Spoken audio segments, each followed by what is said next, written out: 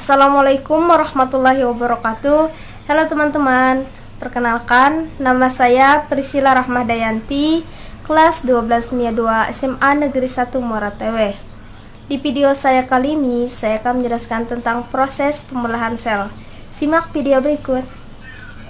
Pembelahan sel adalah suatu proses yang membagi satu sel induk menjadi dua atau lebih sel anak.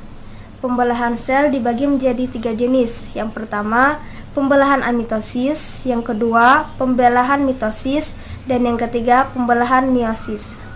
Berikut adalah penjelasannya secara detail. Nah, yang pertama adalah pembelahan amitosis. Pembelahan amitosis atau pembelahan binder adalah pembelahan yang terjadi secara langsung tanpa melalui tahap-tahap pembelahan sel.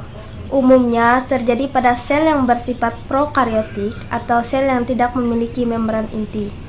Salah satu contohnya adalah pada bakteri. Pembelahan amitosis pada bakteri dimulai dengan materi genetik berupa DNA dan kromosom menempel pada membran plasma. Sebagian DNA kromosom yang menempel akan mengalami replikasi atau menggandakan diri. Setelah menggandakan diri, dinding sel dan membran plasma mengalami proses invaginasi atau penekukan ke arah dalam, sehingga sel mulai membelah. Kemudian terbentuklah dua sel anakan baru yang identik dengan induknya. Adapun tujuan dari proses pembelahan amitosis ini adalah untuk reproduksi. Kemudian selanjutnya ke proses pembelahan mitosis. Pembelahan mitosis adalah pembelahan di mana sel membelah melalui tahap-tahap yang teratur. Umumnya terjadi pada sel-sel yang bersifat eukariotik atau sel yang memiliki membran inti. Pembelahan mitosis ini terdiri dari beberapa tahap. Yang pertama, fase profase, yang kedua, fase metafase, yang ketiga, fase anafase, dan yang keempat, fase telofase. Profase di proses pembelahan mitosis itu terbagi menjadi dua, profase awal dan profase akhir atau prometafase. Di profase awal, inti sel masih terlihat jelas, membran inti terlihat jelas, materi genetik di dalam inti sel berupa kromosom, di mana kromosom ini tersusun dari DNA dan gen. Nah, pada profase 1 ini, inti sel yang terlihat adalah berupa benang-benang kusut yang tidak jelas yang disebut dengan kromatin. Jadi kromatin itu seperti ini. Tapi apabila benang-benang kusut ini sudah terlihat jelas, seperti pada prometafase, metafase, anafase, itu disebut kromosom. Di profase awal, di bagian sudut atas ini terdapat satu sentrosom, di mana sentrosom ini akan membelah menjadi sepasang sentriol. Setelah itu, sentriol ini akan mulai bergerak ke arah kutub yang berlawanan. Kemudian, benang kromatin ini memendek dan menebal, yang disebut dengan kromosom. Di profase akhir, sentriol yang bergerak ke arah kutub yang berlawanan tadi sambil menghasilkan benang spindle, ini benang spindle yang berfungsi untuk mengikat kromosom pada proses pembelahan sel. Di prometafase juga, sentriolnya sudah berada di dua kutub yang berlawanan. Kemudian kromosomnya ini sudah terlihat jelas dan diikat oleh benang spindle, tapi letak kromosomnya masih belum beraturan. Kemudian masuk ke proses metafase. Di proses metafase, sentriolnya sudah berada di dua kutub yang berlawanan. Kemudian kromosomnya ini ditarik oleh benang spindle sehingga letak kromosomnya berderet di bidang ekuator atau di bidang pembelahan. Nih. Setelah itu masuk ke fase anafase. Di fase anafase, benang spindlenya ini terlihat memendek. Karena memendeknya benang spindle, maka kromosom tertarik di kedua kutub yang berlawanan. Yang terakhir masuk ke fase telofase. Di fase telofase, sentriol berada di dua kutub yang berlawanan. Kemudian kromosom berkumpul di dua kutub yang berlawanan.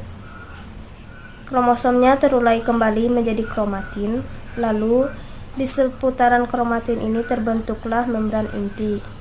Kemudian terbentuklah dua inti sel di dalam satu sel. Nah, kemudian kita masuk ke tahap pembelahan yang terakhir, yaitu pembelahan meiosis. Pembelahan meiosis adalah pembelahan yang menghasilkan 4 sel anakan yang memiliki jumlah kromosom setengah dari jumlah kromosom induknya. Tahap-tahapan pada pembelahan meiosis ini sama seperti tahapan pada pembelahan mitosis. Hanya saja di pembelahan meiosis ini terbagi menjadi dua, yaitu meiosis 1 dan meiosis 2. Nah, pembelahan meiosis pada gambar ini terdapat ada fase interfase. Setelah sel memasuki tahap infak, pada fase interfase, kalau dilihat dengan menggunakan mikroskop elektron, terlihat gambar seperti ini. Nah, di dalam sel ini terlihat ada inti sel, di mana membran inti masih terlihat jelas. Materi genetik berupa benang-benang kusut yang tidak jelas yang disebut dengan kromatin.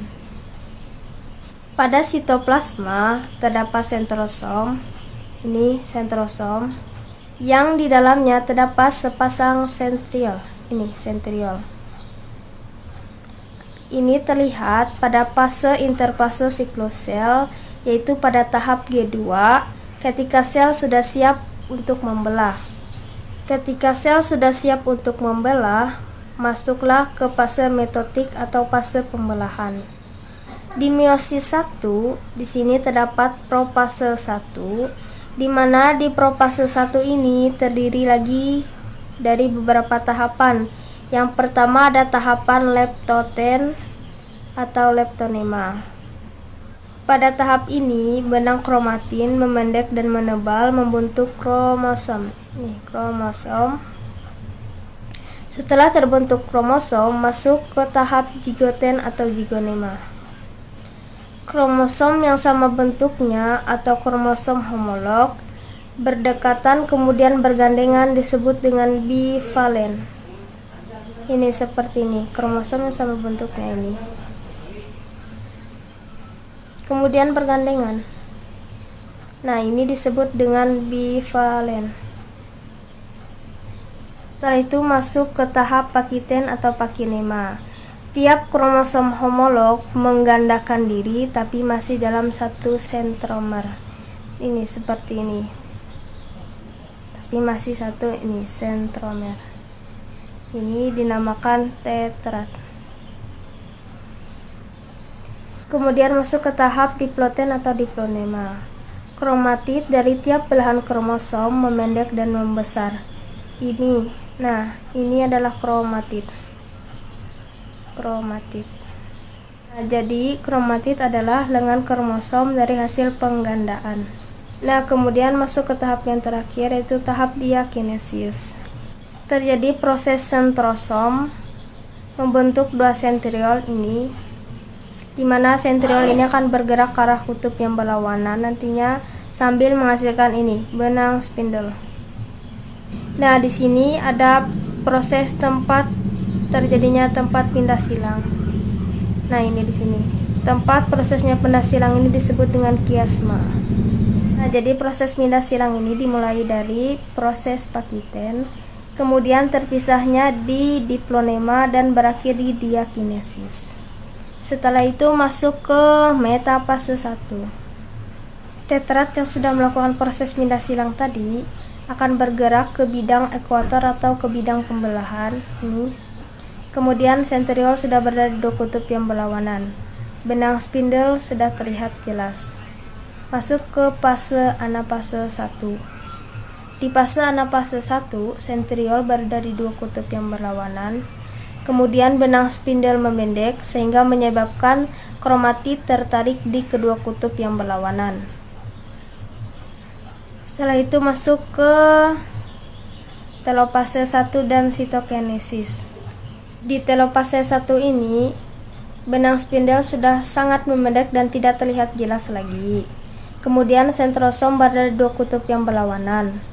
Kromosom terurai kembali menjadi kromatin, di mana di seputaran kromatin ini terbentuklah membran inti, sehingga dalam satu sel terlihat ada 2 inti sel.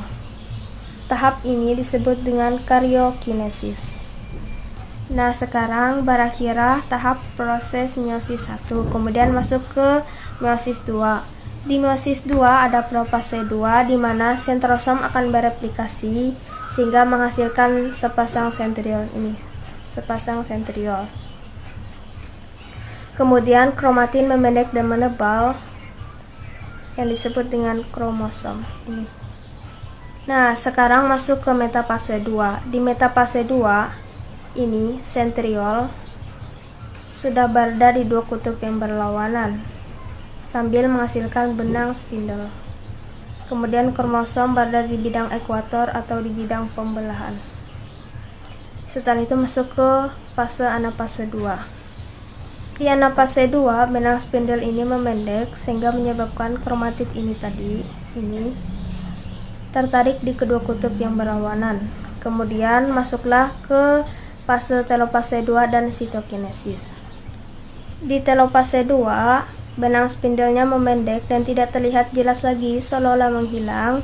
Kemudian kromosomnya terurai kembali menjadi kromatin dan membran inti mulai terlihat, diikuti dengan proses invaginasi ini, sehingga sel akan membelah dan menghasilkan 4 sel anakan baru yang memiliki setengah jumlah kromosom induknya. Sekarang berakhirlah proses meiosis 2.